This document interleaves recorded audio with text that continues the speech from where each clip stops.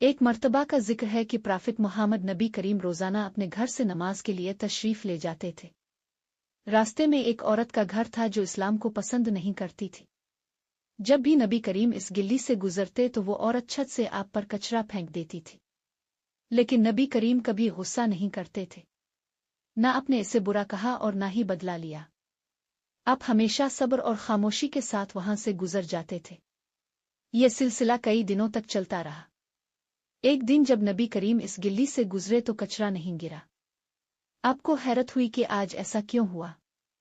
اپنے لوگوں سے پوچھا تو معلوم ہوا کہ وہ عورت بیمار ہو گئی ہے۔ یہ سن کر نبی کریم فوراً اس عورت کی عیادت کے لیے اس کے گھر تشریف لے گئے۔ جب عورت نے دروازہ کھولا اور دیکھا کہ جس شخصیت پر وہ روز کچرا پھینکتی تھی وہی اس کی خیریت پوچھنے آئی ہے تو وہ بہت شرمندہ ہو گئی۔ اس کی آنکھوں میں آنسو آ گئے اور اس نے کہا، آپ اتنے اچھے ہیں اور میں نے آپ کے ساتھ اتنا برا سلوک کیا پھر بھی آپ میری عیادت کے لیے آ گئے۔ نبی کریم کے اعلیٰ اخلاق اور رحم دلی کو دیکھ کر اس عورت کا دل بدل گیا اور اس نے اسلام قبول کر لیا۔